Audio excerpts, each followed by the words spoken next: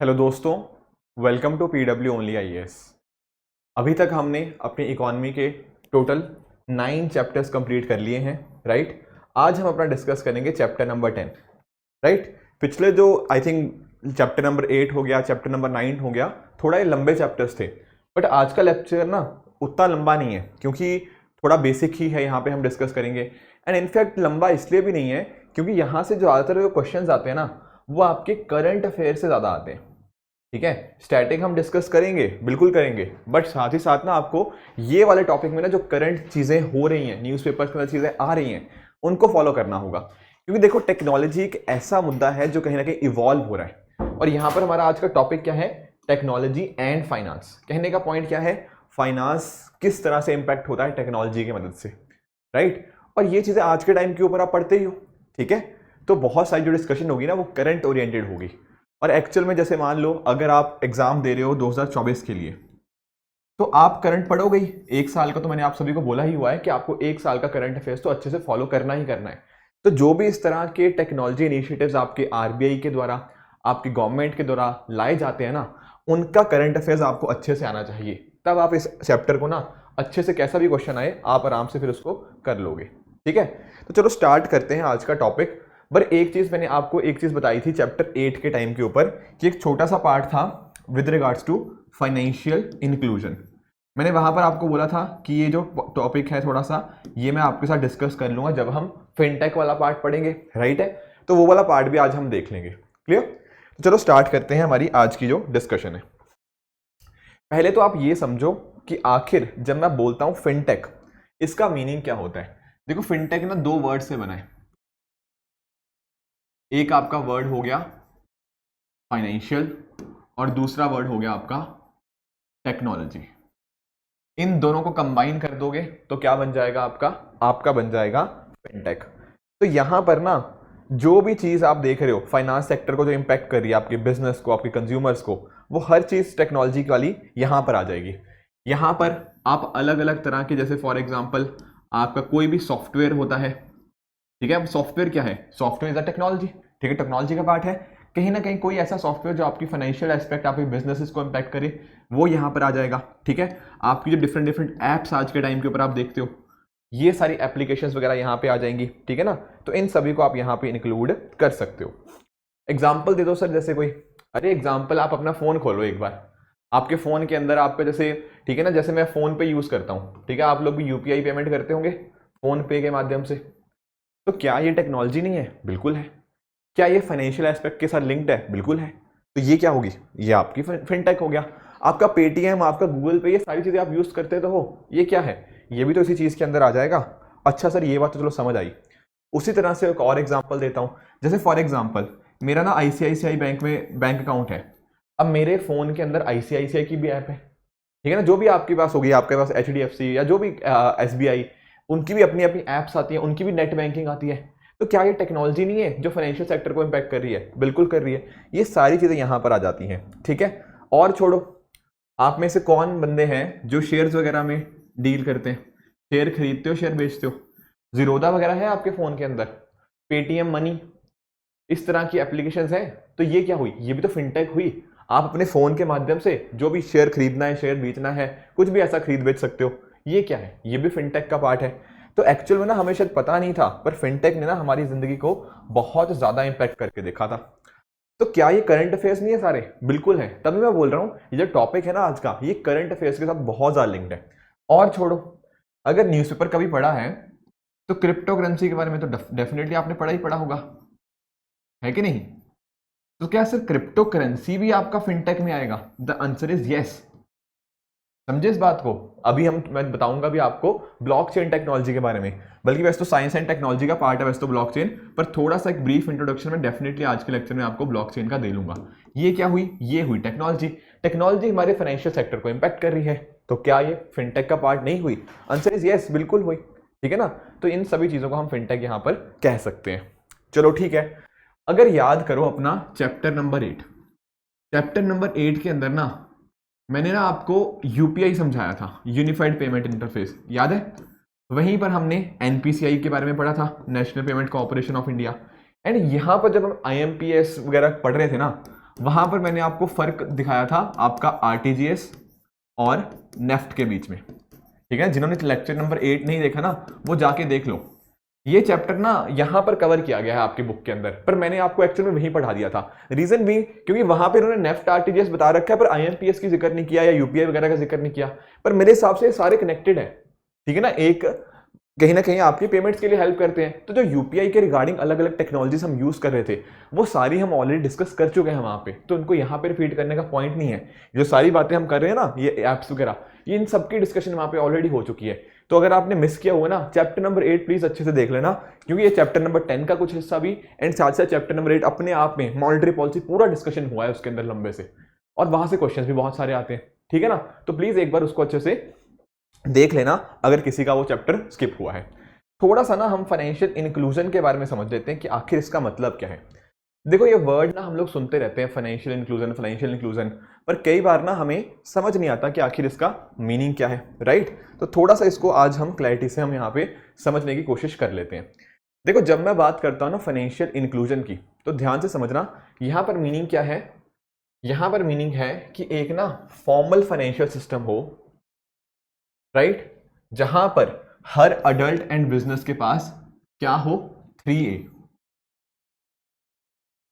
What is 3A? Availability,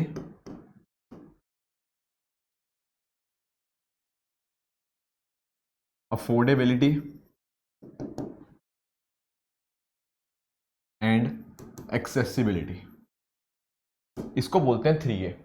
अगर आपके पास ये तीनों की तीनों चीजें हैं, यानी कि आपको एक फॉर्मल फाइनेंशियल सिस्टम का एक्सेस है, जहां पर आपके पास प्रॉपर प्रोडक्ट्स हैं, फाइनेंशियल सर्विसेज अवेलेबल होनी चाहिए।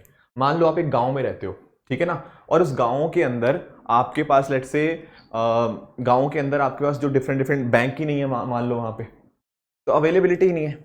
चलो ठीक है, आपके पास फाइनेंशियल सर्विसेज अवेलेबल तो है, अगर मान लो अवेलेबिलिटी मान लेते हैं, तो उसके बाद हो सकता है आपके घर से बहुत ज़्यादा दूर हो, तो एक्सेसिबल ना हो।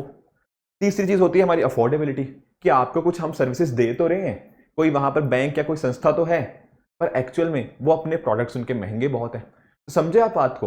पहली बात तो कि आपकी फाइनेंशियल सर्विसेज अवेलेबल होनी चाहिए, दूसरी बात आपकी रीच में होनी चाहिए, तीसरी बात आपके अफोर्डेबल होनी चाहिए, ऐसा ना हो कि बहुत महंगे महंगे प्रोडक्ट्स वहां पे ऑफर करें। तो ये तीनों चीजों का यहाँ पे होना चाहिए, इसी को बोलते हैं हम फाइनेंशियल इंक्लूजन, जहां पर अवेलेबिलिटी भी होती है, अफोर्डेबिलिटी भी एंड लास्टली एक्सेसिबिलिटी भी। तो तीनों की तीनों चीजें जहां पे होती हैं, उसी को हम क्या बोल देते हैं, उसी को हम बोल देते हैं क्या, आपका फाइनेंशियल इंक्लूजन। चलो ठीक है सर, ये बात समझ आई। अब देखो ये पर्टिकुलर ना मैंने इन्फोग्राफिक लिया था, कुछ आरबीआई की वेबसाइट से भी मैंने यहाँ से ये चीजें ली हैं। अगर आप इसको समझो जरा कि आरबीआई की वेबसाइट में क्या क्या मेंशन्ड है, तो यहाँ पर आप नोटिस करना, कई बार ना फाइनेंशियल इंक्लूजन का जो मीनिंग है, हमें कई बार ऐसा लगता है कि शायद इसका अर्थ है कि लोगों के ना बैंक अकाउंट खुलवा दो, ठीक है। काफी स्टूडेंट्स मुझे पूछते हैं कि सर फाइनेंशियल इंक्लूजन का मतलब क्या है, क्या इसका मतलब बैंक अकाउंट खुलवाना। देखो जब मैं बात करता हूँ ना फाइनेंशियल इंक्लूजन की, तो उसका एक पार्ट है बैंक अकाउंट खुलवाना, पर ये अपने आप में कंप्लीट चीज नहीं है। कहने का मतलब क्या, कि हाँ बैंक अकाउंट खुलवाओ, पर बैंक अकाउंट के साथ साथ ना आपकी और भी फैसिलिटीज होनी चाहिए। सर जैसे कि लोगों को इंश्योरेंस सर्विसेज मिले, ठीक है ना, उनको क्रेडिट सर्विसेज मिले, राइट, साथ ही साथ उनको यहां पे जैसे सोशल सिक्योरिटी का एक्सेस हो। इसके अलावा उनके पास क्या हो, लिटरेसी एंड अवेयरनेस, स्पेशली अगर मैं बात करूं फाइनेंशियल लिटरेसी। समझे इस बात को। अगर मान लो आपने एक जगह पे बैंक अकाउंट खुलवा दिए या लोगों के हाथ में मोबाइल पकड़ा दिया, इस तरह की चीजें कर भी दी, पर अगर लोगों को यूज करना ही नहीं आता, उस चीज को कैसे यूज करना है, अवेयर ही नहीं है, उनके अंदर अवेयरनेस की कमी है, तो क्या आप उनको फाइनेंशियली सिक्योर या फाइनेंशियल इंक्लूडेड बोलोगे? नहीं बोलोगे। तो फाइनेंशियल इंक्लूजन के अंदर ना बहुत सारे डिफरेंट पार्ट्स आ जाते हैं। इसमें आपका सेविंग्स, आपका क्रेडिट, ठीक है ना, और इस तरह से बहुत सारी फैक्टर्स भी हमें यहाँ पे देखने को मिल जाते हैं, जैसे कि आपका रेमिटेंसेस हो गया, आपका इंश्योरेंस हो गया, आपका जो पेमेंट्स वगैरह हो गया, ये सारी चीजें। तो अब से आपको ना फाइनेंशियल इंक्लूजन को बहुत नैरो टर्म्स में नहीं देखना। फाइनेंशियल इंक्लूजन अपने आप में एक बहुत ही ब्रॉडर टर्म है, जहां पर ये सारे डिफरेंट डिफरेंट एस्पेक्ट्स हमें देखने को मिल जाते हैं। आई होप ये चीज़ें आपको क्लियर होगी होंगी। तो आरबीआई क्या बोलता है? आरबीआई बोलता है कि यहाँ पर ना हमारे पास अलग अलग माध्यम हो सकते हैं, बैंक हो सकते हैं, माइक्रो फाइनेंस इंस्टीट्यूशंस हो सकते हैं, मोबाइल नेटवर्क्स हो सकते हैं। देखो ये सारे फिनटेक का पार्ट आते जा रहे हैं, कार्ड कंपनीज हो गया, ठीक है ना। तो यहाँ पर फिनटेक, फाइनेंशियल एंड टेक्नोलॉजी यहाँ पे हमें हेल्प कर सकती है किस चीज़ के अंदर, ये चीज़ को अचीव करने के अंदर। फाइनेंशियल कोऑपरेटिव्स हो सकते हैं, ठीक है ना। तो हमें करना क्या होगा, यहाँ पर अगर फाइनेंशियल इंक्लूजन की तरफ पहुंचना है तो हमें डेफिनेटली इन तरफ स्टेप्स लेने पड़ेंगे, ठीक है। जैसे फॉर एग्जांपल यहाँ पर अच्छे से इंक्लूजन करो, उनकी फाइनेंशियल कैपेबिलिटीज को बढ़ाओ, ठीक है, उनके पास टेक्नोलॉजी के माध्यम से प्रॉपर इंफ्रास्ट्रक्चर वहां पर तक पहुंचाओ, राइट। एंड साथ ही साथ रेगुलेटरी फ्रेमवर्क हमें इस तरह से बनाना पड़ेगा ताकि ये सारी चीजें इंश्योर हो पाए। तो आप समझ पाए एक्चुअल में हो क्या रहा है ना, कि ओवरऑल एक होलिस्टिक एटमॉस्फेयर बनाया जा रहा है जहां पर टेक्नोलॉजी के माध्यम से हम फाइनेंशियल इंक्लूजन अचीव करने की कोशिश कर रहे हैं। क्लियर? आगे चलते हैं। एक चीज आपके दिमाग में आ रही होगी, सर अगर मान लो फाइनेंशियल इंक्लूजन हो भी गया, ठीक है ना, आपने जो बात करी थी ये कि हमने उनको फाइनेंशियल सर्विसेज दे दी, अफोर्डेबिलिटी, अवेलेबिलिटी और एक्सेसिबिलिटी कर दी, इससे फायदा क्या हो रहा है लोगों को? देखो फायदा समझने की कोशिश करना। अभी मान लो कोई पर्सन है, लेट्स से मैं इसका नाम रख देता हूं वैभव, ठीक है, आप खुद भी सोच सकते हो चीजें, ठीक है। इस पर्सन के पास ना अभी कहीं से लोन लेने का साधन नहीं है, तो कहां से लोन लेगा? ये लोन लेगा किसी मनी लेंडर से, ठीक है सर। अब मनी लेंडर से मान लो इसने लोन लिया, तो मनी लेंडर क्या चार्ज करेगा? वो बोलेगा कि भैया मुझे 20% इंटरेस्ट रेट दो, तब जाके मैं करूंगा, तुम्हें लोन दूंगा। तो इससे पता क्या हो रहा है, वैभव को लोन तो मिल गया, पर कहीं ना कहीं उसको वापस रीपे करने के अंदर उसको बड़ी दिक्कत आई, है कि नहीं? तो जब ये दिक्कत आई उसको, तो आप खुद सोचो, अगर उसको फाइनेंशियल इंक्लूजन होता, अगर उसके पास फाइनेंशियल सर्विसेज, क्रेडिट, ये सारी चीजें अवेलेबल होती एट अफोर्डेबल रेट, तो क्या आपको नहीं लगता उसको, वैभव को इनके पास जाने की जरूरत ही नहीं थी? वो बैंकों से आसानी से कम रेट के ऊपर कहीं ना कहीं लोन ले पाता एंड अकॉर्डिंगली अपने बिजनेस को प्रॉस्पर कर पाता। तो एक्चुअल में ना फाइनेंशियल इंक्लूजन से ये फायदा होता है कि कहीं ना कहीं आपको एक्सेस मिल जाता है इस सिस्टम का, ठीक है, एंड उसका फायदा आप अकॉर्डिंगली देख भी सकते हो। क्लियर है? एंड ऊपर से अगर आप नोटिस करो, अगर कहीं ना कहीं एक कंट्री की जो इकोनॉमी है उसको बूस्ट करवाना है, तो वहां पर फाइनेंशियल इंक्लूजन होना बहुत अच्छा है। सर किस तरह से? देखो बूस्ट इस तरह से, आप खुद सोचो कि अगर मान लो कुछ भी आपने लोगों की सैलरीज वगैरह पे करनी है उनको, तो उनके डायरेक्ट अकाउंट्स में डाली जा सकती हैं। उनके पास इंश्योरेंस, सोशल सिक्योरिटी, ये जो अलग अलग चीजें बताई थी ना, उनका एक्सेस होगा। तो इन सभी चीजों से क्या होंगे, जो लोग होंगे ना वो फाइनेंशियली एम्पावर हो सकते हैं, और इसका बेनिफिट हमारी जो ओवरऑल इकोनॉमी है उसको मिलेगा, राइट। एंड साथ में आप एक चीज और समझो कि यहां पर जब क्या हुआ, यहां पर जो हमारा करप्शन के चीजें हैं उनको भी हम कहीं ना कहीं कम कर सकते हैं। सर वो कैसे? क्योंकि देखो आप एक बात नोटिस करो, जैसे आजकल के टाइम हम बात किसकी करते हैं, डीबीटीज की बात कर रहे हैं, डायरेक्ट बेनिफिट ट्रांसफर की बात कर रहे हैं। तो यहां पर अभी इस वजह से डायरेक्ट बेनिफिट ट्रांसफर से फायदा क्या हो रहा है, डायरेक्ट बेनिफिट ट्रांसफर से हम जो पैसा था डायरेक्टली लोगों के अकाउंट तक पहुंचा पा रहे हैं, बिल्कुल सही बात है। पर ये पॉसिबल कैसे हुआ? कहीं ना कहीं आपको नहीं लगता इसके पीछे जो पॉसिबिलिटी हुई है वो पॉसिबल इसलिए हो पाया है क्योंकि लोगों के पास बैंक अकाउंट थे। बैंक अकाउंट ना होते तो नहीं मिलते, पर बैंक अकाउंट थे तो कहीं ना कहीं उनको डायरेक्टली अकाउंट में मिलते के पैसे। तो इससे जो पहले करप्शन आती थी, अगर ऊपर से 100 रुपये आता था, नीचे तक बहुत ही कम पैसा पहुंचता था, अब डायरेक्टली उनके बैंक अकाउंट में पहुंच गया। क्यों पहुंच गया? क्योंकि फाइनेंशियल इंक्लूजन हो चुकी है। समझे इस बात को? तो ये यहां पर इसका एक और फायदा हम करप्शन की कॉन्टेक्स्ट में भी देख सकते हैं।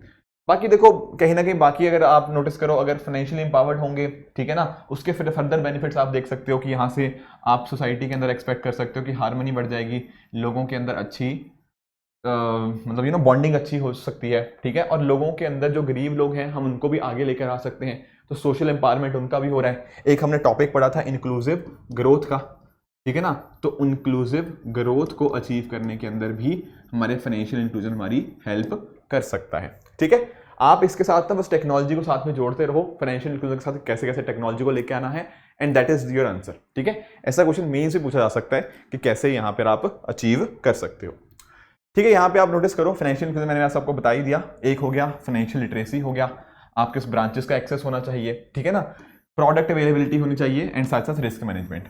मैं एक्चुअली यार डायग्राम इस तरह का तो क्यों दिखा रहा हूँ, क्योंकि ना आप पिछले टाइम्स के अंदर नोटिस करो तो अगर आपको मेंस के अंदर अच्छा स्कोर करना है तो आप कुछ फ्लो चार्ट, कुछ कीवर्ड्स, ठीक है ना, कुछ इस तरह की चीज़ें ड्रॉ करनी पड़ेंगी, जैसे ये पिलर डायग्राम।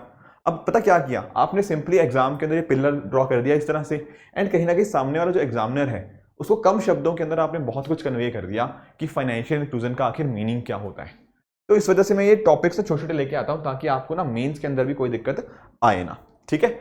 बाकी बात करें फाइनेंशियल इंक्लूजन की, कि अभी भी कुछ दिक्कतें हैं फाइनेंशियल इंक्लूजन के अंदर।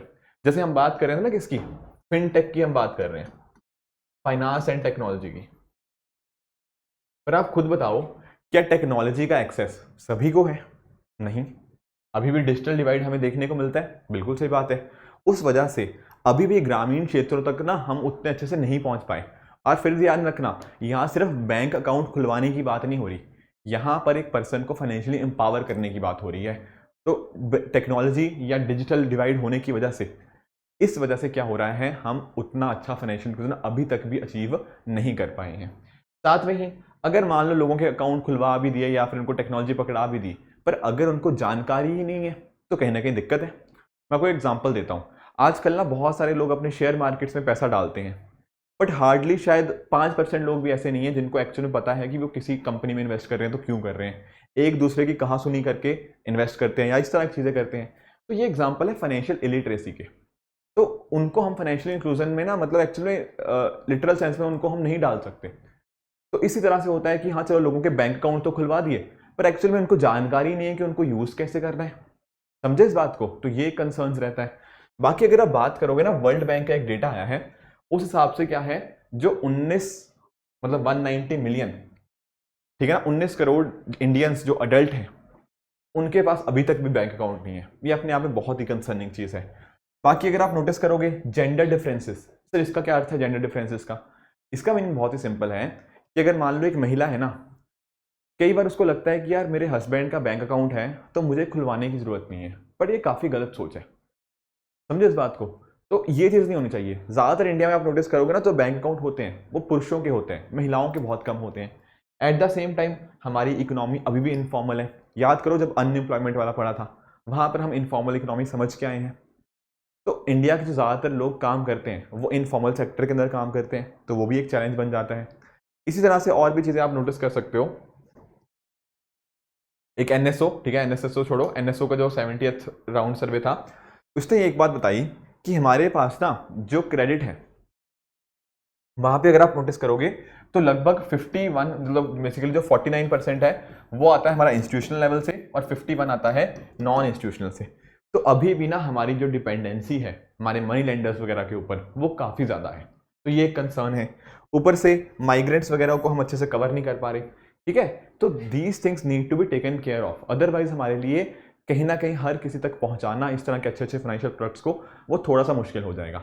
एक आखिरी चीज़ और है, वो है कि हमारे ना जो मैंने बात करी थी 3A के अंदर, मैंने एक अफोर्डेबिलिटी की बात करी थी।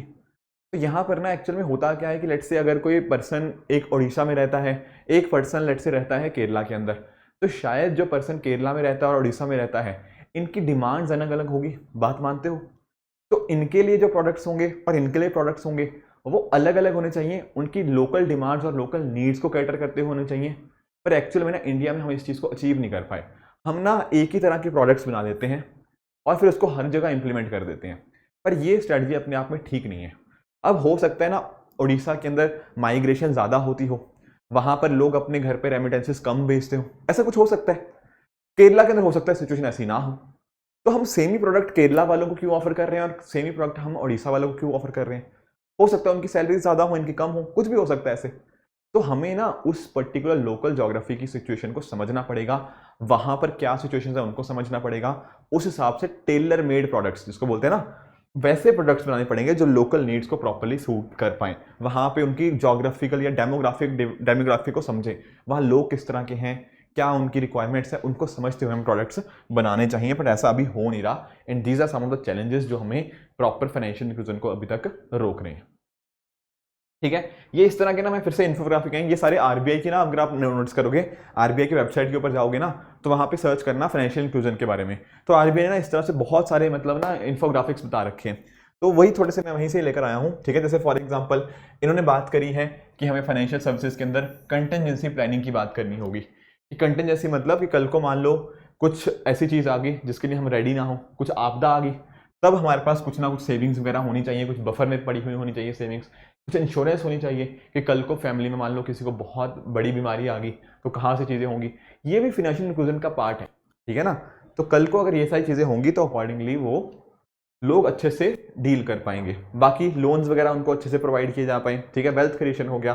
तो ओवरऑल अगर आप नोटिस करोगे ये सारे यहाँ पर इन्होंने ही बताई हैं। इनफैक्ट ये आप नोटिस कर पाए हुए, ये जो डॉक्टर रघुराम राजन जी थे ना, उनकी चेयरमैन, वो चेयरमैन थे एक कमेटी के, committee on financial sector reforms.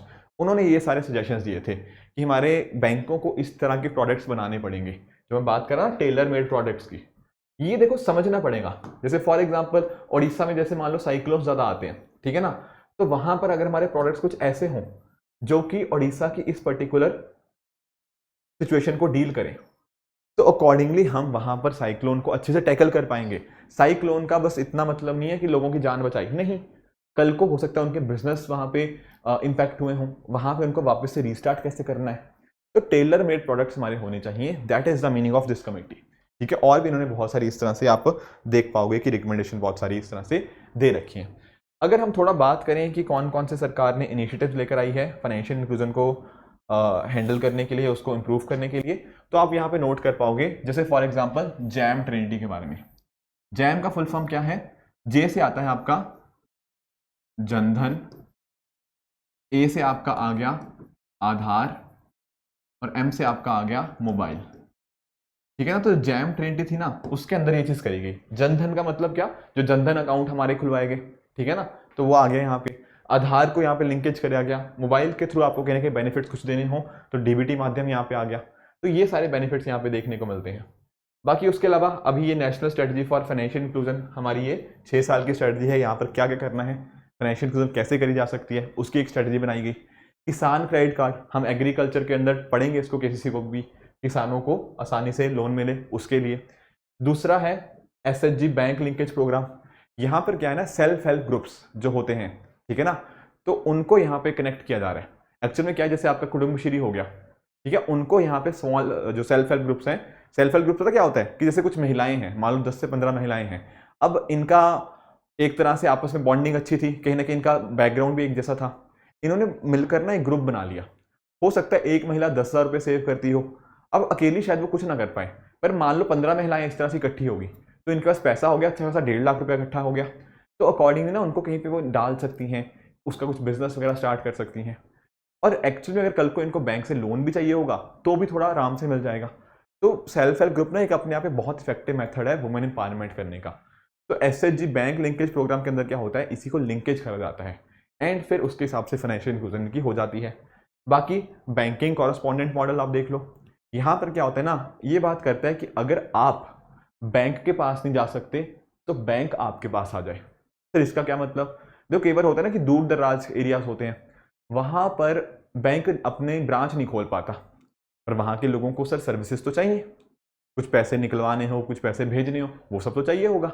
तो बैंक का एक बंदा या बैंक का एक एम्प्लॉय वो लोगों तक आ जाएगा, अकॉर्डिंगली जो भी उनको हेल्प चाहिए हो वो अकॉर्डिंगली कर देगा। ये सारे कहीं ना बीच में यहाँ पे टेक्नोलॉजी का यूज हो रहा है, ठीक है ना।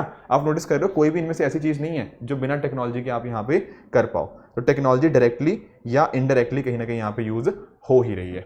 बाकी आपके एटीएम हो गया, ठीक है ना, उसी तरह से आरबीआई का फाइनेंशियल इंक्लूजन इंडेक्स हो गया, एंड साथ ही साथ national strategy for financial education. ठीक है, फाइनेंशियल एजुकेशन या फाइनेंशियल लिटरेसी उतनी ही इंपॉर्टेंट है जितनी की बाकी सारी चीजें हैं। तो इस तरह से ये सारे कुछ इनिशिएटिव्स हैं। मैं फिर से बता रहा हूँ, ये इनिशिएटिव्स हमें बहुत ज़्यादा डिटेल में नहीं जाने, यहाँ पर ना जो चीज़ हमारे अकॉर्डिंगली करंट अफेयर्स में आती रहेगी कि मान लो आरबीआई ने कुछ चेंजेस कर दिए, सरकार ने कुछ बदलाव कर दिए, तो हमें बदलाव या वहाँ पे इससे वो स्कीम बहुत ज़्यादा इंपॉर्टेंट हो जाती है। Getting the point. जो बात हो रही थी फाइनेंशियल एजुकेशन की, यहाँ पर इन्होंने बात करी है किस चीज़ की, 5C की। फिर से ये आरबीआई की वेबसाइट से ही है।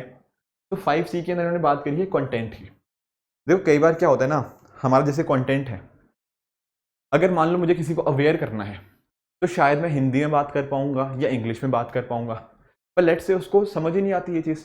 हमारे देखो आप गांव वालों को इमेजिन करो एक बार, मतलब नॉट एग्जैक्टली गांव वालों को, मेरा कहने का मतलब है कि थोड़े बुजुर्ग है मान लो, तो वहां पर हो सकता है कि उनको सिर्फ मराठी आती हो, तो आपको प्रॉपर कंटेंट उनको वहां पे उस चीज़ के अंदर प्रोवाइड करना पड़ेगा ताकि वो चीज़ उन तक पहुंच पाए, वो चीज़ समझ पाए उस चीज़ को, ठीक है, लिटरेसी उनकी बढ़ पाए इस चीज़ के अंदर, फाइनेंशियल लिटरेसी की बात कर रहा हूँ। तो इस तरह से कंटेंट प्रॉपर होना चाहिए, कैपेसिटी बिल्डिंग होनी चाहिए, कम्युनिकेट, अपने मैसेज को प्रॉपरली कम्युनिकेट करो, कम्युनिटी को यूज़ करो कहीं ना कहीं वहाँ तक पहुँचने के लिए, एंड लास्टली कोलैबोरेशन करो। तो ये जो 5C अप्रोच है ना, इसको कहीं ना कहीं आप अपने आंसर में डाल सकते हो, जो आपको बताएगा कि हाँ यार फाइनेंशियल एजुकेशन करनी है तो इन अलग अलग एस्पेक्ट्स को हमें यहाँ पे साथ में इंक्लूड करना पड़ेगा, प्रॉपर कम्युनिकेशन चैनल्स हमारे पास होने चाहिए। और यहाँ पर फिर ध्यान रखना, ये हमारी जो स्ट्रेटजी होगी ये हमेशा टेलर मेड होनी चाहिए, ठीक है ना, जिसको बोलते हैं कस्टमाइज्ड होनी चाहिए। ऐसा नहीं होना चाहिए कि सेंट्रलाइज चीज़ें हों कि एक बार बस डिसाइड कर लिया कि ये चीज़ इस तरह से करो, नहीं, वहाँ की लोकल कंडीशंस को समझो एंड उस हिसाब से ये चीज़ करो। कंटेंट का मतलब आपने समझ लिया ना, कैसे लोकल कंडीशंस के हिसाब से आपको कंटेंट के ऊपर वर्क करना है, ठीक है। तो ये सारी चीज़ें हमारी आरबीआई के हिसाब से ये हैं, ठीक है ना। इन्होंने यहाँ पे बात करी हुई है फाइनेंशियल इंक्लूजन के अंदर आपकी अच्छी पॉलिसीज होनी चाहिए, साथ ही साथ अगर किसी का कुछ शिकायत होती है, कुछ ग्रीवांस होता है, उस शिकायत को हम कैसे टैकल करेंगे वो भी यहाँ पर फाइनेंशियल इंक्लूजन के अंदर आएगा। एंड लास्टली फाइनेंशियल लिटरेसी को कैसे इंप्रूव करना है, ये सारे एस्पेक्ट्स हमें यहाँ पे देखने को मिल जाते हैं, ठीक है। थोड़ा सा ना प्रधानमंत्री जनधन योजना को हम देख लेते हैं, ठीक है, इजी स्कीम है, ज़्यादा मुश्किल नहीं है, तो ध्यान से समझना। यहाँ पर पहली बात तो ये जानो कि नोडल मिनिस्ट्री कौन सी है जो ये योजना को लेके आई थी। ये योजना को लेके आई थी कौन, हमारी मिनिस्ट्री ऑफ फाइनेंस। ऊपर से ये एक सेंट्रल सेक्टर स्कीम है, कहने का पॉइंट क्या, यहाँ पर जो भी पैसा खर्च होगा वो हमारी सेंट्रल गवर्नमेंट देगी, स्टेट गवर्नमेंट का यहाँ पे पैसा नहीं होता, ठीक है। फोकस वही है, कहीं ना कहीं फाइनेंशियल प्रोडक्ट्स हो गया, वो ध्यान से समझना, टू इंश्योर द एक्सेस, ये है ना एक्सेस, तो यहाँ से वर्ड आया एक्सेसिबिलिटी, किस चीज़ की, आपके फाइनेंशियल प्रोडक्ट्स एंड सर्विसेज की, एट एन अफोर्डेबल कॉस्ट। तो वही डायग्राम चल रहा है, अफोर्डेबिलिटी, अवेलेबिलिटी एंड एक्सेसिबिलिटी का। टेक्नोलॉजी का यूज करो, आगे बात फिनटेक की, ताकि लोअर कॉस्ट के ऊपर हो, ठीक है, और वाइडर उनकी रीच हो पाए। ये यहाँ पर सरकार का ऑब्जेक्टिव था, काफ़ी हद तक हमने अचीव भी किया है, काफ़ी काम अभी और भी चल रहा है, आने वाले टाइम में और भी हम करेंगे, पर ओवरऑल ऑब्जेक्टिव आप समझ पाए हो। तो ये जो मैंने आपको डेफिनेशन दे रहा हूँ या डायग्राम दे रहा हूँ, ये बहुत ही ऑथेंटिक सोर्सेज से हैं, हमारी सरकार के सोर्सेज हैं या फिर आरबीआई ने इस चीज़ को बताया है। तो मेक श्योर जब आप इस तरह की टेक्निकल टर्मिनोलॉजीज अपने आंसर में यूज़ करते हो ना, तो सामने वाले एग्जामिनर को समझ आता है कि यार आप हवा में बातें नहीं कर रहे, ठीक है ना। एक कोई बंदा लिख देगा कि फाइनेंशियल इंक्लूजन मतलब बैंक अकाउंट खोलना, पर वो कंप्लीट डेफिनेशन है ही नहीं। मैंने आपको बताया फाइनेंशियल इंक्लूजन अपने आप एक बहुत ब्रॉडर डेफिनेशन है, बैंक अकाउंट सिर्फ एक हिस्सा है। तो दैट इज द फर्क, मतलब you know actually that is the difference. काफी लोग ना GS3 के अंदर 60-70 नंबर लेकर आते हैं, कुछ लोग 100, 110, 120 या इससे ज्यादा नंबर लेकर आते हैं। रीजन उसके पीछे का यही है कि या तो प्रॉपर आप डेटा नहीं यूज कर रहे, करंट अफेयर्स को आपने लिंक नहीं किया स्टैटिक के अंदर, या फिर कहीं ना कहीं इस तरह की आपने प्रॉपर टर्मिनोलॉजीज यूज नहीं करी, कुछ अच्छे फ्लो चार्ट्स नहीं ड्रॉ किए। तो अगर आप चाहते हो GS3 के अंदर अच्छा स्कोर लाना, मेंस के अंदर एंड इवन प्रीलिम्स के अंदर अच्छा स्कोर लाना, तो कहीं ना कहीं ये सारी चीजें आपको अच्छे से समझ आनी चाहिए। बहुत ही वैल्यू एडिशन यहाँ पे मैं करवा रहा हूँ, कोशिश कर रहा हूँ ताकि आपके मार्क्स अच्छे आए प्रीलिम्स और मेंस के अंदर भी, ठीक है ना। तो ये चीज़ हमें पता होनी चाहिए, ठीक है। तो ये थोड़ा था विद रिगार्ड्स टू प्रधानमंत्री जनधन योजना। कोशिश क्या थी यहाँ पे, बैंकिंग द अनबैंक्ड, जो बैंकिंग सेक्टर के साथ कनेक्टेड नहीं है वो उनको बोलते हैं अनबैंक्ड, उनके अंदर उनको बैंकिंग फैसिलिटीज प्रोवाइड करना। नो ईयर कस्टमर थोड़ा रिलैक्स कर दो, कई बार ना ऐसे लोगों के लिए मतलब काफ़ी मुश्किल होती है कि बैंक अकाउंट खुलवाना, कि 100 पेपर मांगेंगे, थोड़ा आसान कर दो ना उस चीज़ को, पेपर वर्क जो होता है वो मिनिमल कर दो। तो ऐसे ये चीज़ें करी जा सकती हैं। हो सकता है अगर उनके पास पैसे नहीं है अभी जमा कराने के लिए, तो जीरो बैलेंस का अकाउंट खुलवा दो, इस तरह की बातें, ठीक है ना। सिक्योरिंग द अनसिक्योर्ड, अगर उनके पास कहीं ना कहीं सोशल सिक्योरिटी नहीं है, वो चीज़ें हम इंश्योर कर सकते हैं। फंडिंग द अनफंड हो गया, ठीक है ना, माइक्रो इंश्योरेंस, माइक्रो क्रेडिट, ये सारी चीज़ें इनको यहाँ पे दी जा सकती हैं। तो ये प्रधानमंत्री जनधन योजना की बात यहाँ पर हो रही है, ठीक है। एक ना देखो मैं क्वेश्चन एक दो करवाता हूँ आपको, ये लीड बैंक और इस चीज़ के एक्चुअल में था क्या ना, कि ये थोड़ा पुरानी बातें हो गई हैं, बट थोड़ा फिर भी हमें यहाँ पे लीड बैंक हो गया, सर्विस एरिया अप्रोच हो गया, इन चीज़ों को समझना हमारे लिए बहुत ही इंपॉर्टेंट हो जाता है। तो एक्चुअल में समझो एक चीज़ थी, ठीक है, मैं यहाँ लिख देता हूँ SAA। What is SAA? This is service area approach, ठीक है।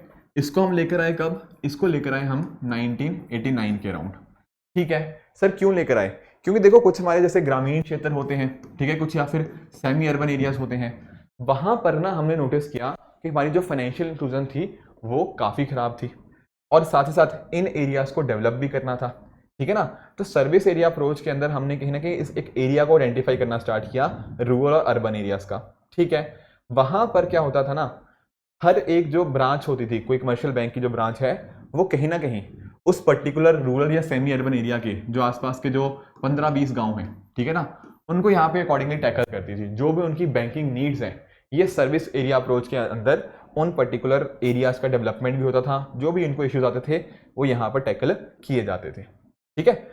तो ये चीज़ भी आपको यहाँ पे पता होनी चाहिए, ठीक है। तो this is service area approach. On the other hand जब मैं बात करता हूँ लीड बैंक स्कीम की, यहाँ पर क्या होता था ना, यहाँ पर हम ना 1969 में ये एक आपको स्कीम देखने को मिली। यहाँ पर ना एक ना लीड बैंक बना दिया था कि मान लो बहुत सारे बैंक हैं पर हमने एक बैंक को एक लीड बैंक बना दिया। वहां पर उस लीड बैंक को हमने कहीं ना कोई डिस्ट्रिक्ट अलॉट कर दिया, एक कोई डिस्ट्रिक्ट यहाँ पे इसको एलोकेट कर दिया।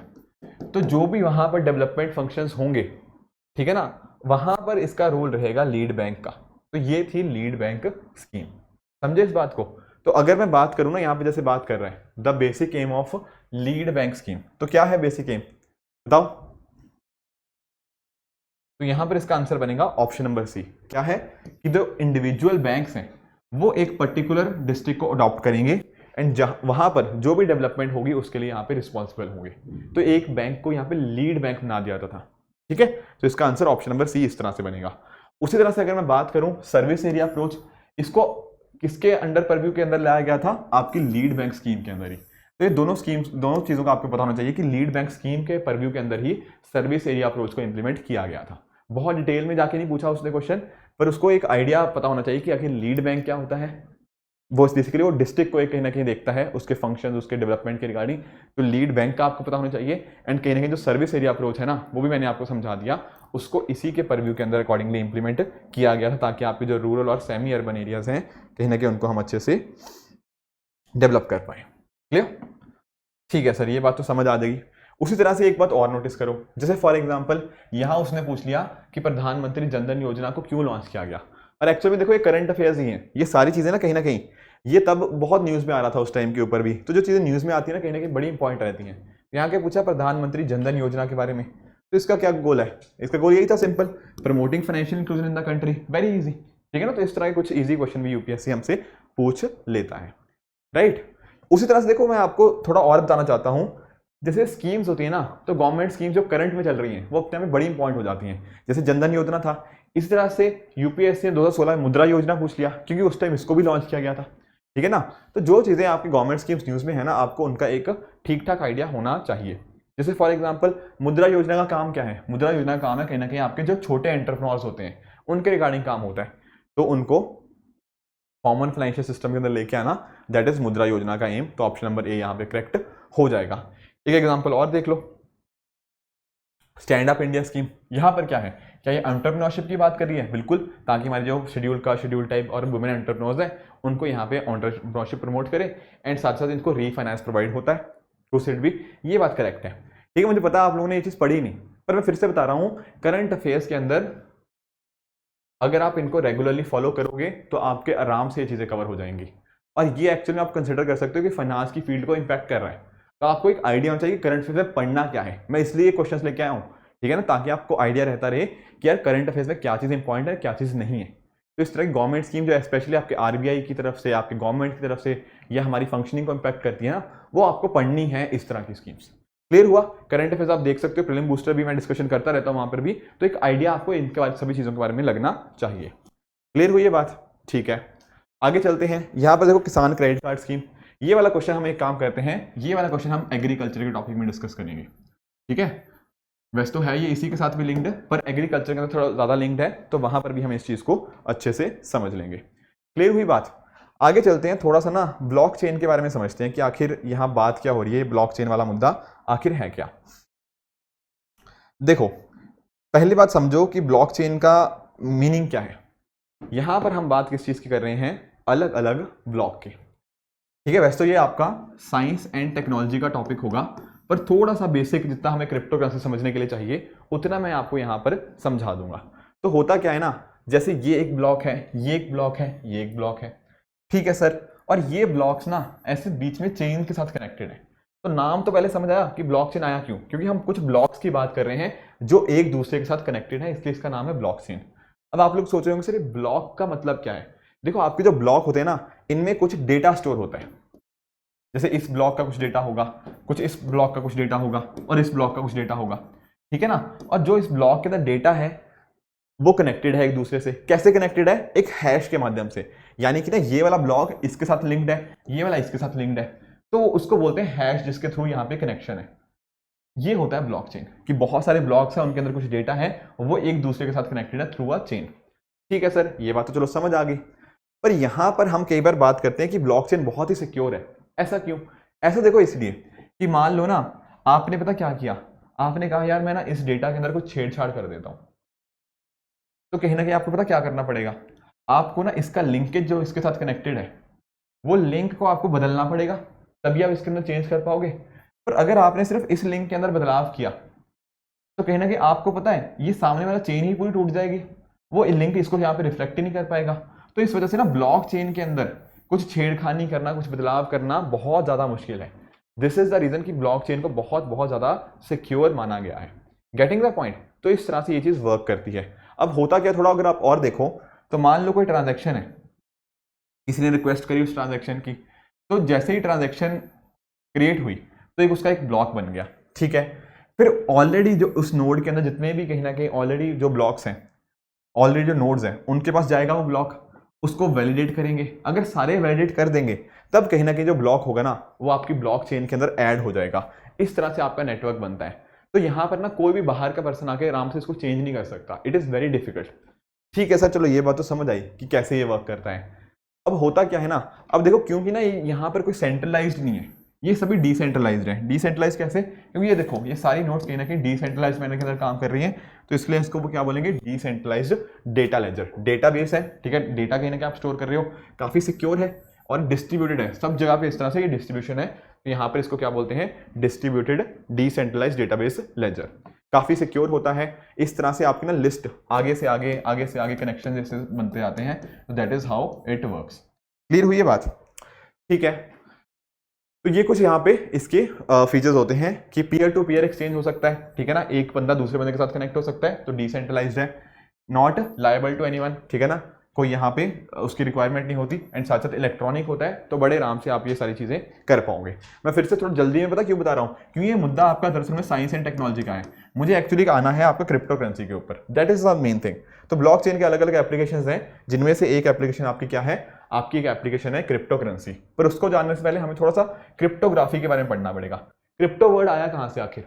देखो मान लो आपने यहाँ से ना आप कुछ अपना मैसेज अपने दोस्त को भेजना चाहते हो, मान लो आपने हेलो भेजना है, तो हो सकता है कि आप रास्ते में कोई उसको सुन ले, तो एक्चुअली में ऐसे नहीं भेजोगे, आप उस मैसेज को क्या करोगे, आप उस मैसेज को इनक्रिप्ट कर दोगे। तो यहाँ पे आपने उसको इनक्रिप्ट किया, तो आपको जो हेलो वर्ड था ना वो चेंज हो गया इस पर्टिकुलर वर्ड के अंदर, JKNNQ। फिर यहां पर आपके दोस्त के पास डिक्रिप्शन की थी, उसने इसको डिक्रिप्ट किया, तो नाम वापस से आ गया उसका हेलो। तो इस तरह से इनक्रिप्शन और डिक्रिप्शन के यूज को हम क्या बोलते हैं, क्रिप्टोग्राफी। अब होता क्या है ना, क्रिप्टो करेंसी की जब हम बात करते हैं वहां पर ये सारी टेक्नोलॉजीज यूज होती हैं। कहने का पॉइंट क्या, ये जो इसका स्टोरेज हो रहा है क्रिप्टो करेंसी का, आपका चाहे bitcoin, Doge coin, light coin, Ethereum, ripple, Lakshmi coin, ये सारे आपके क्रिप्टो करेंसी के अलग अलग टाइप्स हैं। यहां पर क्या हो रहा है, इनके पीछे जो इनकी स्टोरेज हो रही है वो हो रही है उन ब्लॉक्स के अंदर। देखा था ना अभी ब्लॉकचेन के अंदर क्या था, ब्लॉक्स थे और कहने के वो चेन से कनेक्टेड थे, उनके अंदर डेटा स्टोर हो रहा था और इसको बदलना बहुत मुश्किल था। तो जो स्टोरेज होती है ना क्रिप्टो करेंसी की, वो इन ब्लॉकचेन टेक्नोलॉजी के माध्यम से होती है। अब क्योंकि देखो ये कहीं इनकी फिजिकल एग्जिस्टेंस तो है नहीं, इसलिए इसको क्या बोला जाता है, डिजिटल करेंसी भी बोलते हैं, इनको वर्चुअल करेंसी के नाम से भी जाना जाता है। तो कोई आपसे पूछे ये क्या चीज है, तो आप सेम ही बात यहाँ पे बता दोगे। ध्यान रखने वाली बात यह है, एक चीज आप नोटिस करना, जब चैप्टर 8 पढ़ा था ना वहां पर मैंने आपको CBDC पढ़ाया था। CBDC क्या होता है, सेंट्रल बैंक डिजिटल करेंसी। तो जो आपका CBDC है, तो वो तो देखो इश्यू कौन करता है, वो इश्यू करता है सेंट्रल बैंक। पर यहां पर आपकी क्रिप्टो करेंसी को कोई भी इश्यू नहीं करता। आप लोगों ने कई बार सुना होगा ना यार कि क्रिप्टो करेंसी बहुत ही मतलब बहुत ही वोलेटाइल है, बहुत दिक्कत आती है इसके अंदर। रीजन बीइंग यही है कि कोई इसको सेंट्रल अथॉरिटी इशू ही नहीं कर रही। तो आप लोग सोच रहे हो सर इसको पहले बनाया किसने, इसको बिटकॉइन को? देखो एक पर्सन है, उनका नाम है सतोशी नाकामोटो। कौन है ये? किसी को कोई आइडिया नहीं। क्या इनका असली नाम ये है? पता नहीं। तो इसलिए हमें पता ही नहीं है कि क्रिप्टो करेंसी या जो बिटकॉइन है बेसिकली उसको बनाया किसने है। तो creator of bitcoin crypto currency कौन है? Satoshi Nakamoto. पर हमें कोई आइडिया ही नहीं कि कौन है पर्सन, ये पर्सन है, ग्रुप है, क्या है, कौन सी कंट्री का है, नहीं पता।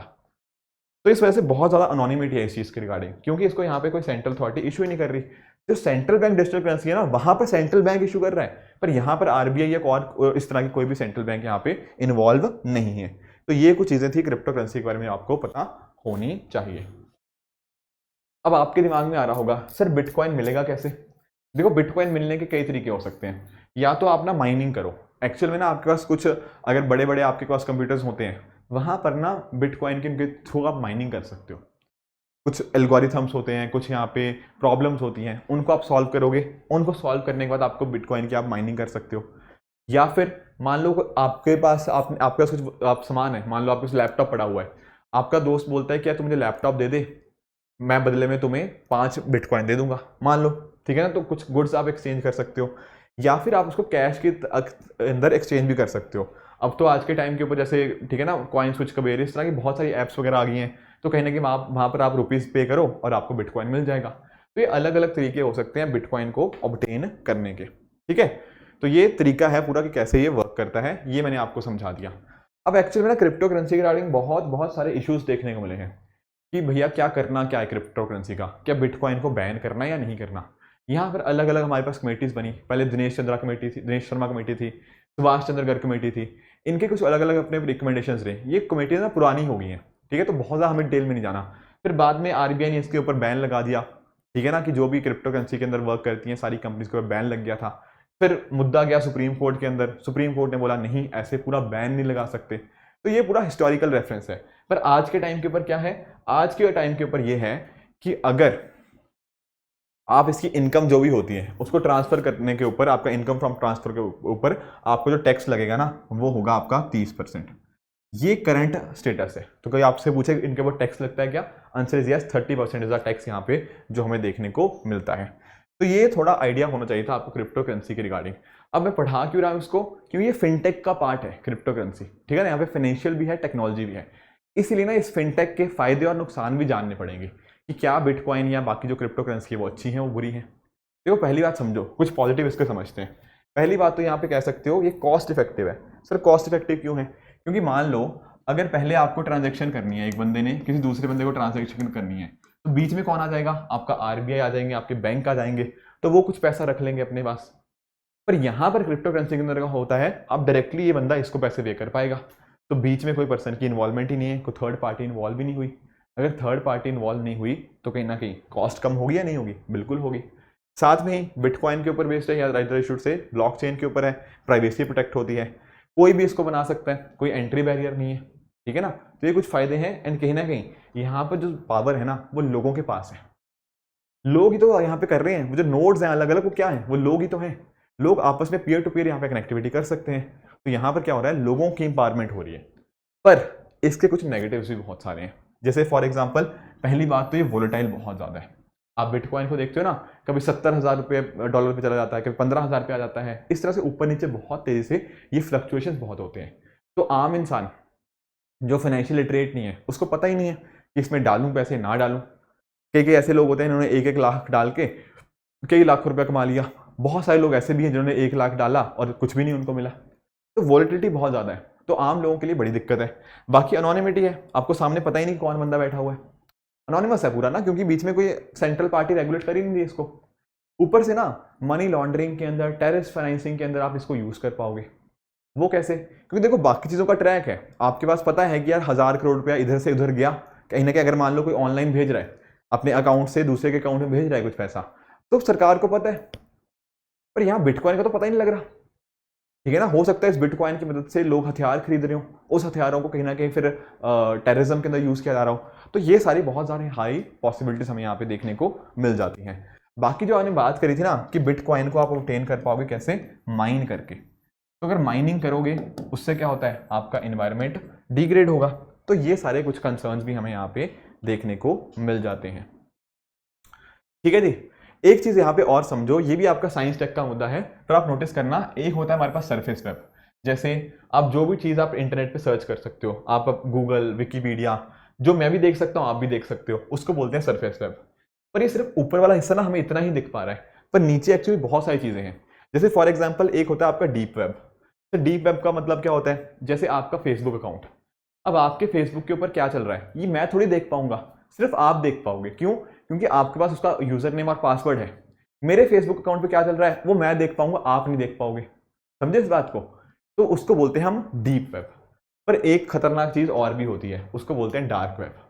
डार्क वेब ना क्या होता है, इसको एक्सेस करना बहुत मुश्किल होता है, और एक्चुअली ये वेब का वो हिस्सा होता है जिसको एक्सेस करने के लिए आपके पास एक स्पेसिफिक कुछ सॉफ्टवेयर होने चाहिए, जैसे टॉर, द अनियन राउटर। उसकी मदद से आप इसको एक्सेस करोगे, और यहाँ पर ना दुनिया की जितनी भी इलीगल चीज़ें होती हैं वो यहाँ पर होती हैं। ठीक है, किसी को मारना है, किसी की फिरौती देनी है, तो यहाँ पर ये सारी चीज़ें वर्क करती हैं। यहाँ पर जो चीज़ें हो रही हैं, यहाँ पर ऐसा देखा गया कि पॉलिटिकल प्रोटेस्ट हो गया, ड्रग ट्रैफिकिंग हो गया, ठीक है ना, इस तरह का कम्युनिकेशन हो गया, इलीगल इन्फॉर्मेशन हो गया, ये सभी चीज़ों के लिए कोई पैसा भी तो पे करेगा। तो पैसा कैसे पे करेगा? वो बिटकॉइंस या क्रिप्टो करेंसी की मदद से करता है।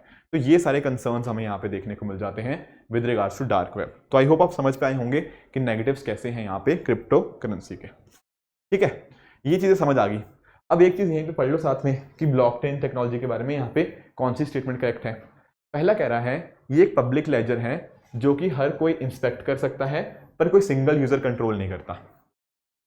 क्या ये बात ठीक है? The answer is yes. मैंने बोला ना, ये क्या है, डिसेंट्रलाइज्ड है, डिस्ट्रीब्यूटेड है, कोई सेंट्रल पार्टी कंट्रोल नहीं करती। यही बात तो बोली, तो वही तो लिखा हुआ है।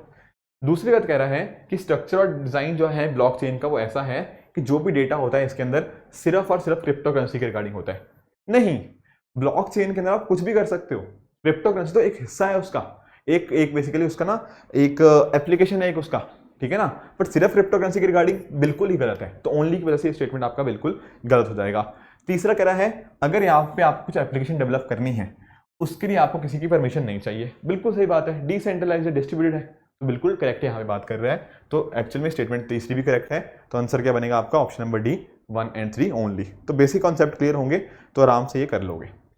ये देखो 2016 में भी पूछा बिटकॉइंस के बारे में। अब कह रहा है बिटकॉइंस को आपकी सेंट्रल बैंक ट्रैक करती है। लो, अभी तो बोला डिसेंट्रलाइज्ड है, नहीं कोई ट्रैक करता यहाँ पे, यही तो दिक्कत थी। तो पहला तो अपने आप ही गलत हो गया।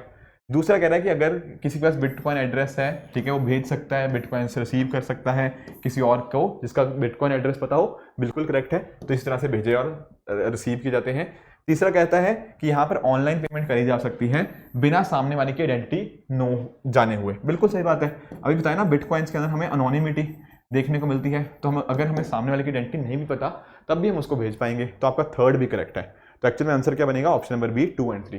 बिल्कुल बेसिक आइडिया भी होगा ना, तो बड़े आराम से ऐसे क्वेश्चंस आप करेक्टली मार्क कर लोगे। ठीक है सर, ये बात भी समझ आ गई। एक छोटा सा टॉपिक और है, हमें उसको पढ़ना है, एनएफटी को। तो उसके लिए ना हमें फंजिबिलिटी को समझना होगा।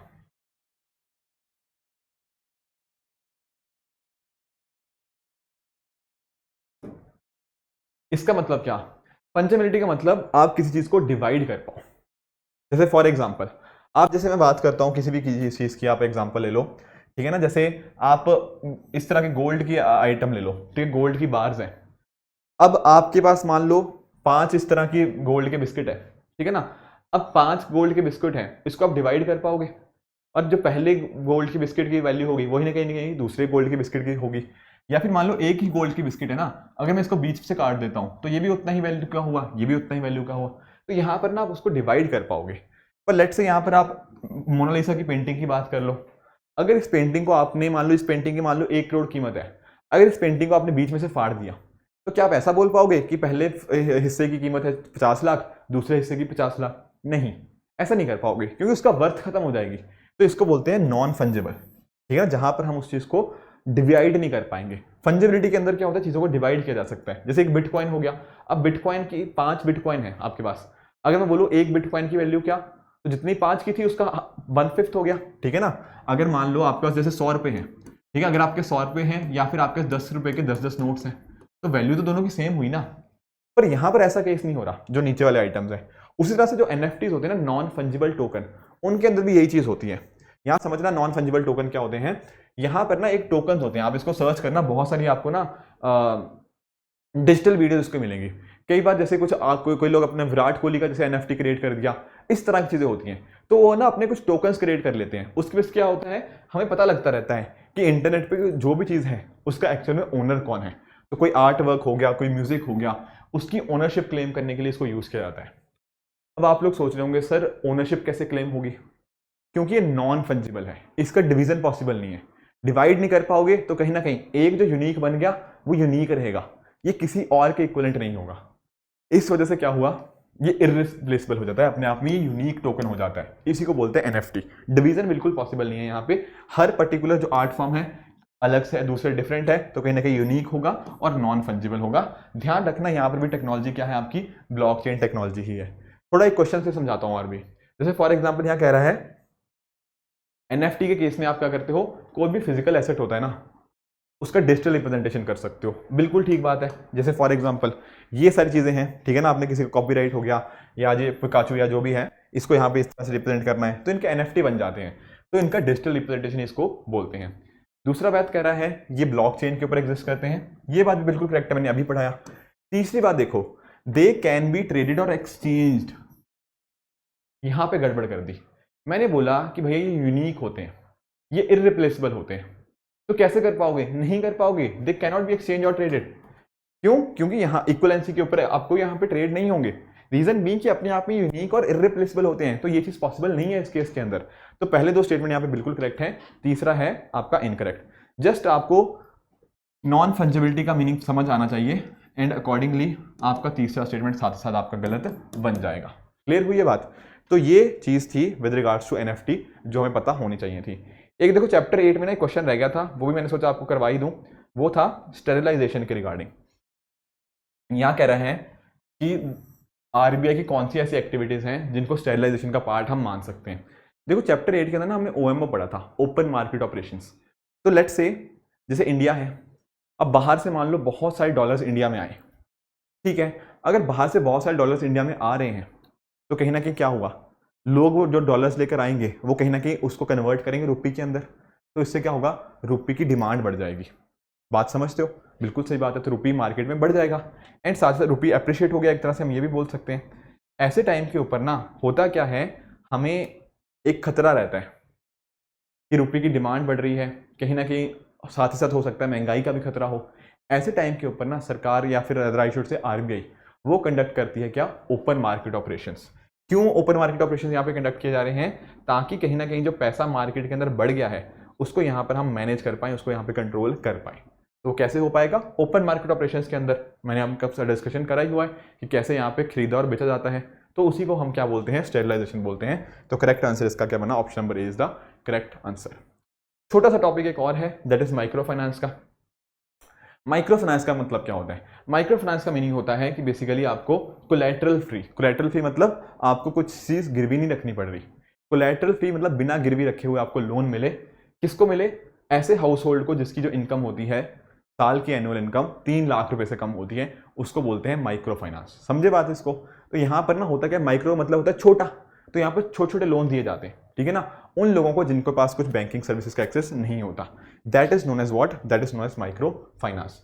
तो ये अलग अलग तरीके होते हैं, बट एनीवेज अच्छी बात ये क्या है माइक्रो फाइनेंस की, अच्छी बात ये है कि माइक्रो फाइनेंस होने की वजह से जिन लोगों के पास पहले पैसा नहीं पहुंच पा रहा था, अब छोटे छोटे लोन्स के माध्यम से उनके तक पैसा पहुंच जाएगा। बिल्कुल करेक्ट है, राइट। पर कुछ इशू भी है इसके साथ। वो क्या इशू है, कई बार पता क्या होता है, लोग लोन तो ले लेते हैं पर उसको वापस नहीं करते। ये एक बड़ा कंसर्न आ गया है। पहले ना हम बात कर रहे थे कि माइक्रो फाइनेंस काफी सक्सेसफुल है, अभी भी है, मैं मना नहीं कर रहा, पर कंपैरिजन में अगर आप नोटिस करोगे ना तो माइक्रो फाइनेंस के अंदर जो NPAs हैं, जो लोन डिफॉल्ट्स हैं, वो बढ़ते जा रहे हैं। साथ में रीपेमेंट देरी से हो रही है, बहुत सारे कंसर्न ऐसे आ रहे हैं। एक और दिक्कत आ रही है कि माइक्रो फाइनेंस के लोन्स की प्राइसिंग क्या होनी चाहिए। पहले जब हमें इसको लेके आया, बांग्लादेश वगैरह में बहुत सक्सेसफुल रहा, वहां पर ना अगर लोन दिए जाते थे तो बहुत ही कम इंटरेस्ट रेट के ऊपर दिए जाते थे। पर आज के टाइम के ऊपर अगर आप नोटिस करोगे ना, स्पेशली इंडिया में, तो इनकी जो रेट ऑफ इंटरेस्ट है वो बहुत बढ़ गई है, तो वो एक दिक्कत आ गई है, ठीक है, जो भी इंटरेस्ट रेट होता है वो सारी चीज़ें। साथ में ही कई बार लोग ना ज़रूरत से ज़्यादा कर्ज लेने लग गए हैं, ओवर इंडेटेडनेस, जितना ज़रूरत थी उससे ज़्यादा कहीं ना कहीं कर्ज ले लिया, उससे उनके सर के ऊपर जो कर्ज था वो बढ़ता गया बढ़ता गया बढ़ता गया, और ऊपर से परसेंटेज जो उनको वापस करनी है वो भी ज़्यादा है, तो वो एक और कंसर्न हो गया। तो ये एक कंसर्न हो जाता है। इसके साथ ही एक कंसर्न आता है मल्टीपल लैंडिंग का। इसका क्या मतलब है? इसका मतलब ये है कि मान लो मैं हूँ, ठीक है, अब मुझे क्या करना था, मुझे किसी से लोन लेना था, तो मैंने लोन ले लिया, बट बाद में पता क्या हुआ, मुझे कोई दूसरी कंपनी ने अप्रोच किया, मैंने उससे भी लोन ले लिया, मैंने तीसरी से भी ले लिया, चौथी से भी ले लिया। अगर मैं इस तरह से बहुत सारी कंपनी से लोन लेता जाऊंगा तो, और पहली वाली कंपनी को लेट से पता ना लगे, तो बहुत इश्यूज आ जाएंगे इस वजह से। आपने ज़रूरत से ज़्यादा लोन ले लिया यहाँ पे, ये एक बहुत बड़ा कंसर्न बन जाता है। बाकी कोविड-19 पेंडेमिक हो गया, या फिर अगर आपने लोन इस पर्पज से ले लिया कि मान लो अपनी बेटी की शादी करवाने के लिए, तो ये सारे कंसर्न्स रहते हैं हमारे माइक्रो फाइनेंस के अंदर। तो यूपीएससी ने आई थिंक 2020 या 2021 में माइक्रो फाइनेंस के रिगार्डिंग हमसे क्वेश्चन पूछा था मेंस के अंदर, तो थोड़ा हमें इसके रिगार्डिंग पता होना चाहिए। अगर ये कुछ अच्छे पॉइंट्स हम यहाँ पे दे पाएंगे, कंटेम्प्रेरी एग्जांपल्स दे पाएंगे, तो ज़्यादा बेहतर रहेगा। फिर से मैं बता रहा हूँ कि करंट अफेयर्स का बहुत बहुत इंपॉर्टेंट रोल है इस पर्टिकुलर चैप्टर के अंदर, और यहाँ पर हम इस चीज़ को देख भी सकते हैं।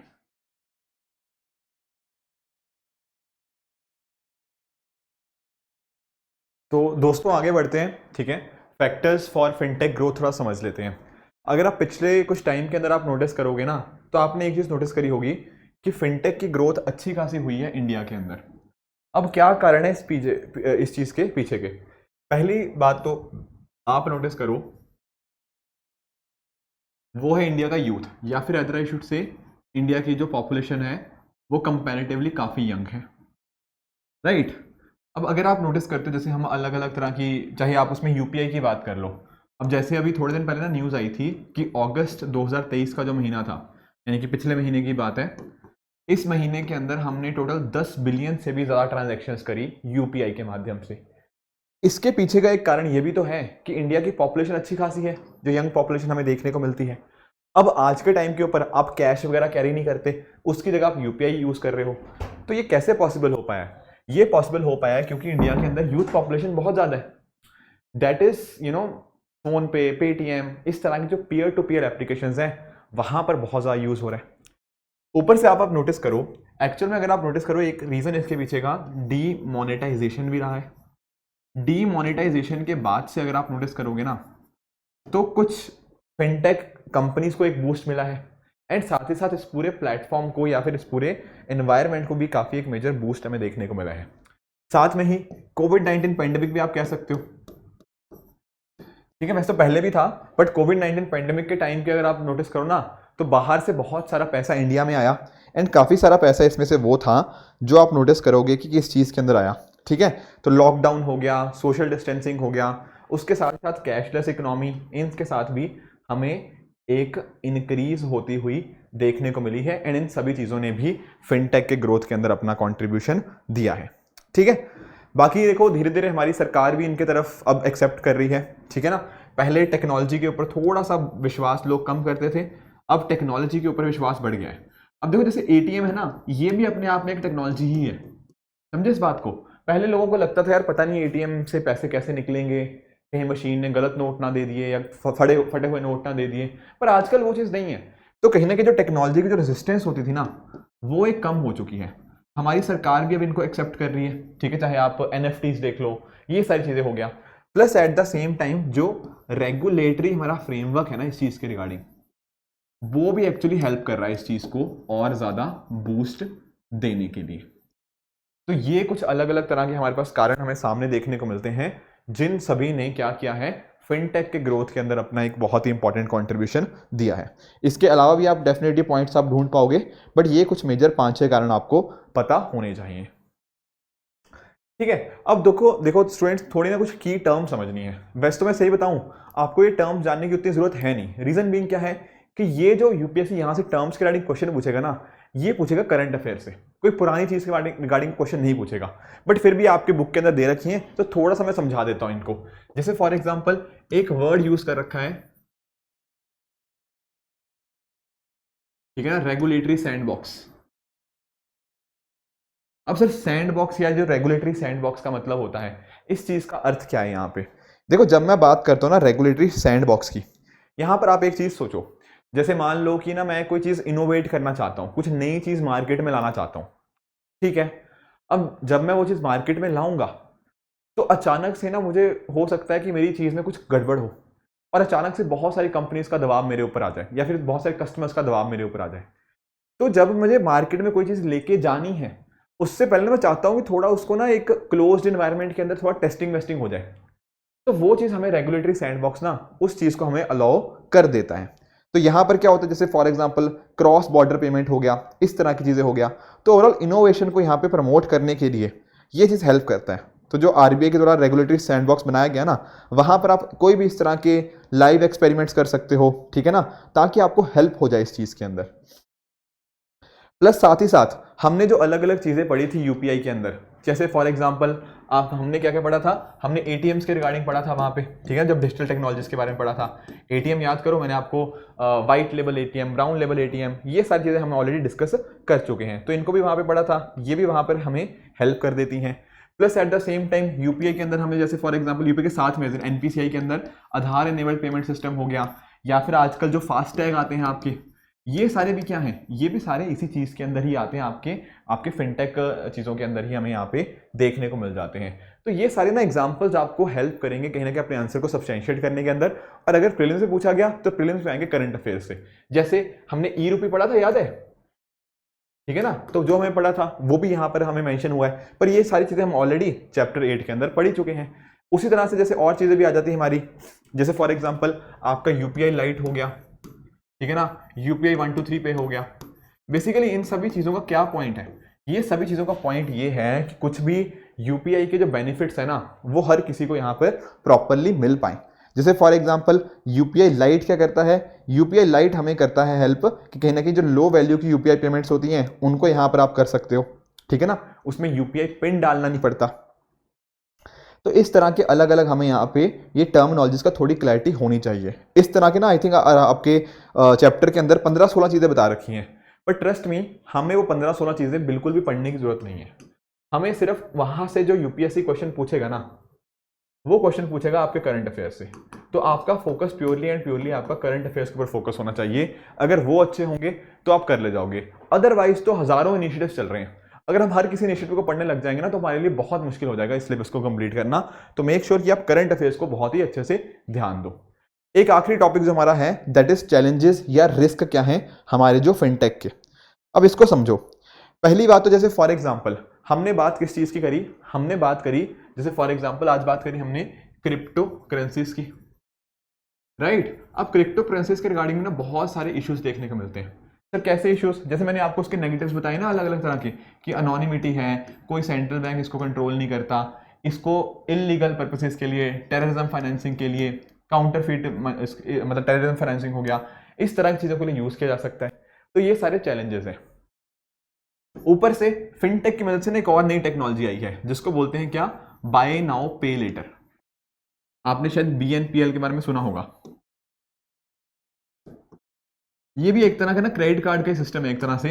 मतलब आपने ना मान लो आप अमेजोन पे गए या कहीं पर भी गए, आप किसी चीज़ को खरीदना चाहते हो, मान लो आप ना आपने कुछ खरीदना, मान लो जो घड़ी खरीदनी है, घड़ी मान लो 10,000 की है, आपके पास 10,000 रुपये आज है नहीं, पर आप इस घड़ी को तब भी खरीद पाओगे, पर आपको एक पर्टिकुलर टाइम के बाद पैसे इसके पे करने होंगे। इसको बोलते हैं बाय नाउ, अभी खरीद लो, पे बाद में कर देना। पर होता पता क्या है, बहुत सारे लोग एक्चुअल में इस चीज़ को अडॉप्ट करने लगे और इस वजह से होने का लगा वो कुछ भी खरीदने लग गए, बाद में उनको पे हो नहीं पा रहा उनसे, और एक्चुअल में यहाँ पे बहुत सारे ऐसे हिडन चार्जेस पता नहीं कितने लगाए जाते थे, एंड उस वजह से लोगों को बहुत ज़्यादा उसका ना इंटरेस्ट वगैरह जो ईएमआई जो पे करनी थी वो बहुत ज़्यादा होने लग गई थी। तो ये सारे कंसर्न्स हमें देखने को मिलते हैं, ठीक है ना, कि इस तरह की चीज़ों ने काफ़ी सारे इश्यूज हमें यहाँ पे क्रिएट किए हैं, लैंडिंग प्रॉपरली नहीं हो पा रही, ठीक है ना। ऊपर से अगर आप नोटिस करो, ये सारी जब भी टेक्नोलॉजी की बात होती है तो टेक्नोलॉजी के साथ क्या लिंक आता है, आपके डेटा का लिंक आता है, और डेटा का लिंक आएगा तो कहीं ना कहीं किस चीज़ का लिंक आएगा, एक रिस्क आएगा कि भैया डेटा चोरी हो गया, हो सकता है साइबर सिक्योरिटी के रिस्क हो सकते हैं, ठीक है ना। आप अक्सर नोटिस करते हो ना, जैसे फॉर एग्जांपल आई थिंक अभी थोड़े टाइम पहले की बात है, जोमेटो का जो कस्टमर्स का डेटा था बहुत बड़े लेवल के ऊपर वहाँ पे उनका डेटा लीक हो गया था। तो इस तरह भी हम यहाँ पर तो हमारे अपने बहुत सारी चीज़ें हमारी स्टोर होंगी, हमारे कार्ड नंबर स्टोर हो सकते हैं। तो अगर ये सारी चीज़ें कहीं ना कहीं हमें देखने को मिलेंगी तो ये कुछ इश्यूज हमें यहाँ पे देखने को मिल सकते हैं। तो ये कुछ कंसर्न्स हैं हमारे यहाँ पे, ठीक है ना। बाकी देखो इन चीज़ों को कैसे हम रोक पाएंगे टेररिज्म फाइनेंसिंग को, रोक पाएंगे मनी लॉन्ड्रिंग को कैसे रोक पाएंगे, ठीक है ना। ये अभी भी कंसर्न्स है फिनटेक के, अभी भी उनके ऊपर अच्छे से काम हो नहीं पाया है, ये फ्यूचरिस्टिक काम अभी हमारे पास बचे हुए हैं। तो हमें जो आगे स्टेप्स लेने हैं ना, वो सारे स्टेप्स इस तरह से लेने हैं कि ये सारी चीज़ों को भी हम यहाँ पे ध्यान से देख पाएँ। तो ये कुछ फिनटेक्स के यहाँ पे चैलेंजेस थे जिनको हमने आज यहाँ पे समझने की कोशिश करी है। मैं एक बार फिर से बता दूं, बिल्कुल छोटा सा चैप्टर था, आई थिंक 1 घंटा 5 मिनट की रिकॉर्डिंग हुई है, तो समझने की कोशिश करना। यहां पर चैप्टर हमने एक बार पढ़ लिया, पर एक्चुअल में फोकस इसका आपको स्टैटिक पे कम और करंट पे ज्यादा होना चाहिए। समझे इस बात को। क्वेश्चन जो यहां से आते हैं ना, वो कहीं ना कहीं करंट अफेयर से इंस्पायर्ड आते हैं। माइक्रो फाइनेंस का क्वेश्चन आया था, तो उस टाइम ना उस साल के ऊपर मतलब हिंदूज के अंदर बहुत सारे आर्टिकल थे, कुछ कंसर्न्स आए थे उस टाइम, एड्रेस न्यूज़पेपर्स में आ रहे थे, तो वहां से वो चीज पिक हुई थी। तो दैट इज द थिंग, मतलब आपको ना यहां से चीजें पूछी जाती हैं, मैं मना नहीं कर रहा, पर लिंकेज उनके करंट अफेयर्स के साथ ज्यादा होती है। तो ये चीज ना आपको हर चैप्टर में पता होनी चाहिए। मैं इसीलिए आपको स्टार्टिंग में बोला था कि प्रीवियस ईयर क्वेश्चन आप हमेशा अपने साथ में रखोगे। आपको प्रीवियस ईयर क्वेश्चन ना एक डायरेक्शन में हेल्प करते रहेंगे कि कौन सी चीज को आपको ज्यादा फोकस करना है, कहां पर करंट ज्यादा पढ़ना है, कहां पर आपका स्टैटिक पोर्शन। अब जैसे चैप्टर 8 पढ़ा हमने मॉनेटरी पॉलिसी वगैरह के रिगार्डिंग, वहां पर मैंने बताया कि हाँ करंट भी आता है, पर स्टैटिक पोर्शन आपको समझना बहुत ज्यादा इंपॉर्टेंट है। यहां पर करंट अफेयर्स ज्यादा इंपॉर्टेंट है। अगला चैप्टर हम एग्रीकल्चर पढ़ेंगे, वहां पर भी देखो आप नोटिस करोगे तो जैसे ना क्वेश्चंस कुछ हैं जो आपको बिल्कुल स्टैटिक में कंटिन्यूसली हर साल आते हैं, जैसे फूड प्रोसेसिंग इंडस्ट्री हो गया, वो बार बार पूछा जाता है। वेरे जैसे इंटीग्रेटेड फार्मिंग सिस्टम हो गया, वो न्यूज में था, वो पूछ लिया। स्मार्ट एग्रीकल्चर यूपीएससी पूछ चुका है, प्रिसीजन फार्मिंग पूछ चुका है। तो that is how previous year question will help you in deciding कि कितना फोकस आपने करंट के ऊपर रखना है, कितना फोकस आपने यहाँ पे स्टैटिक के ऊपर रखना है। Getting the point. तो जैसा मैं कह रहा था, ये एक इवॉल्विंग फील्ड है फिनटेक, अभी और नई नई टेक्नोलॉजीज आती रहेंगी आने वाले सालों के अंदर, तो हमें भी अपनी प्रिपरेशन को उस हिसाब से करंट के साथ लिंक करते हुए चलना है। ठीक है फ्रेंड्स, तो ये था आज का चैप्टर। आई होप आज का चैप्टर आप सभी को अच्छे से समझ आया होगा। इसी तरह से आप भी अपने एंड पे हार्ड वर्क करते रहिए, फिर नेक्स्ट लेक्चर के अंदर मिलेंगे अच्छे से चैप्टर नंबर 11 के साथ। ठीक है, thank you so much, keep working hard, thank you.